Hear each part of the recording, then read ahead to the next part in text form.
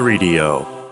欢迎收看魔宝龙新一期视频。今天我们来讲一讲火系魔法。火系魔法说实话非常的不好讲，这期视频的文案我也想了很久，经过深思熟虑之后，我想到了一句话，那就是这个火系魔法和地狱真的是有十分的相似呀。如果不玩 BT 图的话，这个火系真的是没有必要学。有人说这个火系升到高级之后，丧心病狂很好用呀，但是3代的这个丧心病狂实在是过于变态，在以后的4、5、6、7代癫狂技能都没有3代这么变态。可以说在绝大部分情况之下，你学个高级火系都是为了癫狂去的。但是玩人机的话，你放癫狂实在是有点过于降维打击，个人感觉和开作弊码没什么区别。你用作弊码招天使，我用丧心病狂，说到底都是虐菜呀。那么除了丧心病狂之外，这个高级火系还有什么法术能够引起质变呢？对不起，没有。火系有丧心病狂，地狱有火爹，真的是一对难兄难弟。地狱顾名思义，你选地狱就是玩地狱难度，火系也是顾名思义，你玩火系就会上火。当然咱满嘴顺口溜的开了这么多玩笑，倒不是说这个火系不行，根本原因是气土水更有性价比。说到火系，那就是这个火系在 BT 图非常好用，或者说在什么时候的特定情况之下很好用。说到地狱，那自然也是抛开一切不谈，它在某种情况之下也是很好用的。说气息或者说城堡都是说人家在什么地方有缺点，什么地方不好用。到了火系和地狱这里，我就不再说什么了啊，大家心里有数。是的，你没有看错，火系没有任何的探险魔法，唯一的一个透视之眼还是4系通用的。气系有异次元之门、飞行奇术，土系有时空之门，水系人家还有凌波微步、招传术，而我们的火系什么也没有。似乎官方对火系的定义就是火系是邪恶的魔法，以伤害性法术见长。游戏里面的杀伤性法术，火系是最多的。和水系只有2个杀伤性法术相比，火系真的是非常多，小到火墙，大到火球、地狱烈焰、末日审判。实际用起来的话，算了，我不说了，我上火了，我先用按摩仪按摩一下，舒缓一下心情。这2天天天干到半夜，视频还没剪完，身体先吃不消了。还好被我淘到了这个妙界多功能按摩仪，一个就能搞定全身按摩，268到手，比同类产品要划算不少，价格更低，功能反而升级了。光这按摩头就有足足20个，按到的穴位更多，靠上去刚好对准了后腰最酸痛的地方。手法比我买过2头4头的要专业很多，5档力度全身可用，吃劲的怕痛的都有合适的力道。工作完调大档按透梆硬的肩膀，运动后调中档揉开酸胀的小腿。大扭力电机躺着按也不卡顿，我喜欢睡前用小档拉伸下紧绷的后腰，热敷促进循环，肌肉也松快了。几百一次的全身按摩钱直接省下。女孩子特殊时期还可以纯热敷暖暖小腹，比暖宝宝更舒服。无线使用，电池升级，续航也无敌，不管家里还是出差旅行，在哪儿都能按。平时我都是绑在椅背上，既是按摩仪也是腰靠，还送一节延长带，绑腰上或者悬挂着用都很方便。像我们天天刷手机玩电脑，从脖子到肩膀到腰都是废的，备一个全身能用的按摩仪真的挺划算，不然日积月累的得上各种颈椎病的概率可不小。妙界新品福利评论券后比大促还划算，1年内有质量问题直接换新，2年质保有运费险，试试不吃亏，双色可选，自用送礼都不错哦。本来录制素材的时候心情还是比较平复，但是在写文案的时候是越写越上头，特别是UP主在想起有一些时候我学了高级火系，但是整场没有用过火系魔法的时候是彻底绷不住了。火系的辅助魔法说实话还是值得一说，首先是恶咒附身，人称胡椒粉，和水系的圣杯可以相互抵消，在你没有火系的时候可以让目标造成最小的伤害，升到中级火系之后可以让这个最小伤害再降低1点，但是最低是1点，也就是说你给一个小怪物套上恶咒附身，它的最小杀伤还是1。这个魔法非常适合对付像雷元素、阴身女妖这种杀伤浮动比较大的敌人。但是问题来了，游戏里面绝大部分的兵种他们的杀伤浮动并不是很大，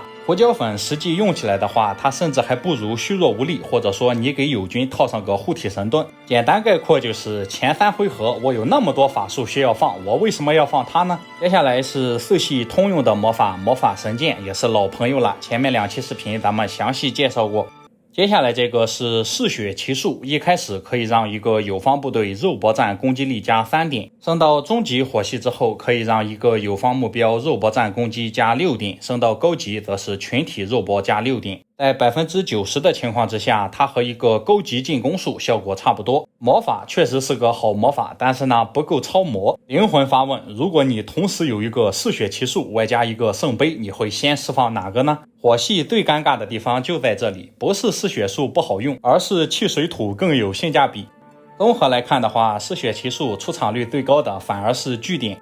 接下来是御火奇术，它的作用机理和我们之前的御水御气一样。这个魔法说实话还是比御水好用的，因为塔楼的地雷也是火系，其余的比如连珠火球或者地狱烈焰，你大可不必套上这个御火奇术。这些火系的1级魔法说实话没有什么槽点，但是呢不够超魔。接下来的这个露娜专属魔法火墙可就值得一说了。简单来讲就是火墙只有元素英雄或者露娜才能用得好，这其实是一个开荒法术，到了后期它是完全没有用。它最大的问题不是应用面太窄，而是伤害严重不足。没有露娜的特长火墙伤害翻倍的话，它的伤害是真的低。深渊号角新版本把火墙的伤害一律提升了 50%， 露娜的火墙伤害也由之前的翻倍变成了增加 25%。 老兄，我送你们一句话，玩元素的话可以试一下，玩地狱就大可不必了。接下来这个是最强2级魔法之一的双目失明。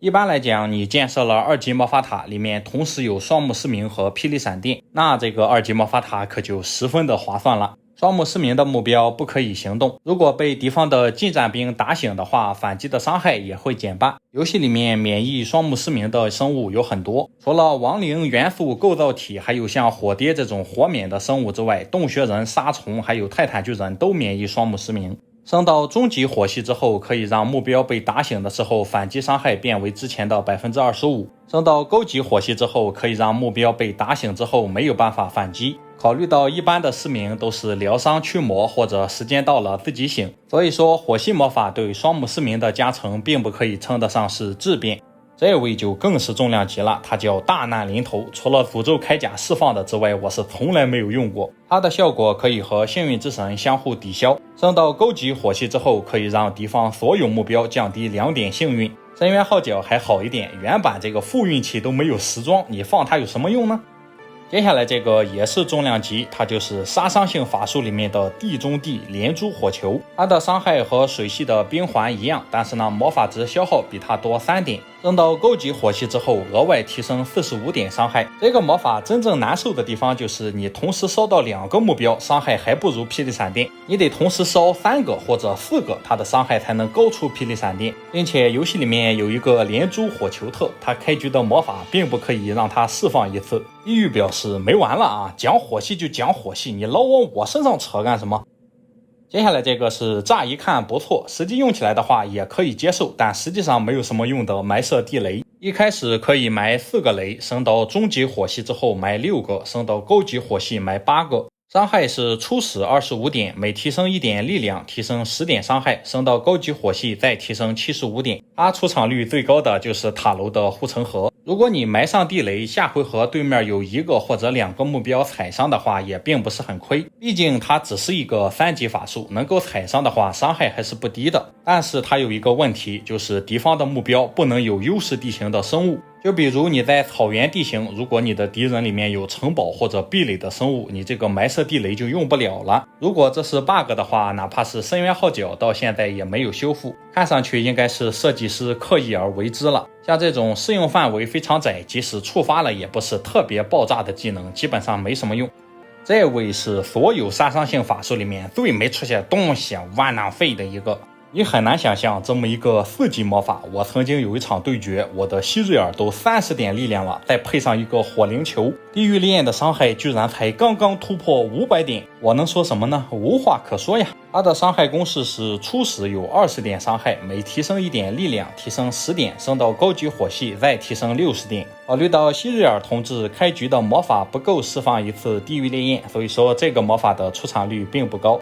接下来是同为火系4级魔法的孤注一掷，它的效果是在释放之后，你的部队防御力清零，然后把降低的防御增加到攻击力上。中级火系的时候是每降低1点防御提升1.5的攻击，升到高级火系是每降低1点防御提升2点攻击。这个魔法你不能说没用，它真正适合的是像5代那种10周对决的情况，或者说那种你只要能打赢不用考虑伤亡的情况。但是咱们一般玩家在玩 PVE 的时候总是伤亡能小就小，用了这个孤注一掷之后，稍有不注意就会全军覆没。总而言之就是 PVP 你可以尝试用一下， PVE 那就别想了。接下来是出场率最高也是在火蝶身上的火盾，火系魔法非常的奇妙，他们的恶咒附身出场率最高的是在黑旗身上，嗜血奇术是食人魔法师，埋设地雷是塔楼的护城河，火盾是火蝶，真正意义上的别人家的法术。这个火盾其实本质上没有什么大的问题，它最大的问题就是升到高级火系，它也不是一个群体法术。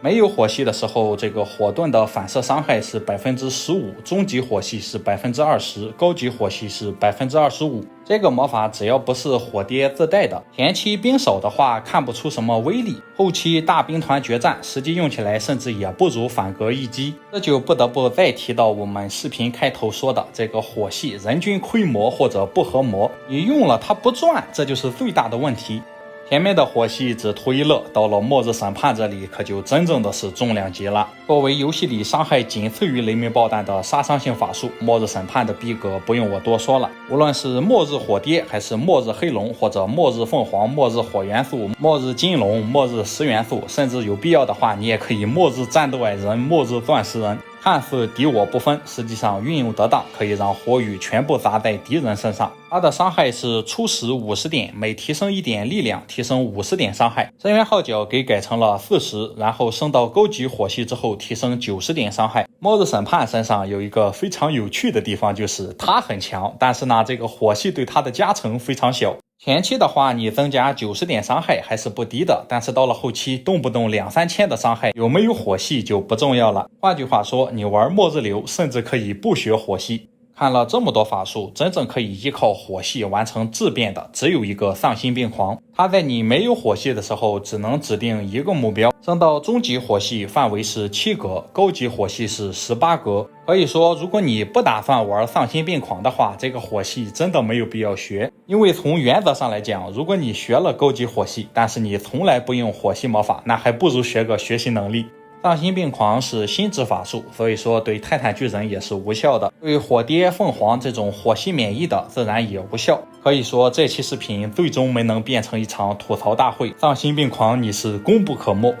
接下来这个是让我百思不得其解，升到高级火系为什么不是群体的屠戮成性。它在你没有火系的时候，可以让目标攻击比蒙龙和9头怪的时候增加8点攻击，中级火系的时候打恶魔和天使也加8点攻击，高级火系打泰坦巨人也加8点攻击。由于有这个魔法的时候还没有元素城，所以说凤凰逃过一劫。后来的工厂还有港口，由于深渊海蛇也算龙，所以说对屠戮成性也是生效。赤红羽蛇也就是魔暴龙，人家不是龙，所以说不吃屠戮成性。1级的嗜血奇术升到高级都是全体加6攻，你一个4级法术就算4个群体也不是足够超模，就算是给全体加8攻的话，也是适用范围很窄的8攻，真的是感到匪夷所思呀！这个法术真的是你用起来还不如那个嗜血奇术。接下来这个是高贵的5级法术牺牲，它和前面的孤注一掷一样，你就正常虐个小人机的话，完全不用放这个技能。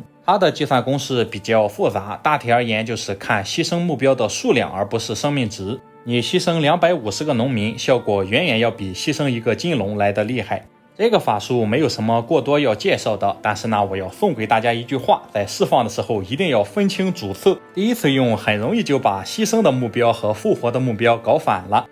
不说了，说多了都是泪呀。最后就是召唤4系元素里面综合水平最为平均的火元素，它跑得比土元素快一点，伤害比气元素、水元素平衡一点，生命值也比两者高一点。除此之外，真正到了要掀桌子的时候，你也可以先召唤火元素，然后再释放末日审判。综上所述，火系魔法就是你不玩丧心你就可以不学，但是绝大部分情况是你学了火系，但是呢觉得有点亏，还是玩丧心病狂吧。父系魔法并不是简单的并列关系，简而言之就是土系是老大，气系和水系争第二，火系默认万年倒数第一。那么本期视频到此结束，感谢大家收看，咱们下期再见，谢谢朋友们。